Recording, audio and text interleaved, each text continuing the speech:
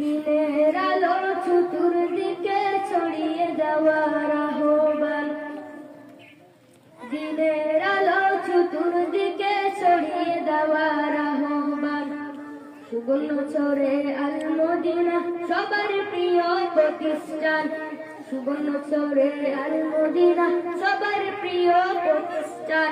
দিনের আলো চতুর্দিকে ছড়িয়ে দেওয়ার আহ্বান, সুবর্ণচরে আল মদিনা সবার প্রিয় প্রতিষ্ঠান, সবার প্রিয় প্রতিষ্ঠান।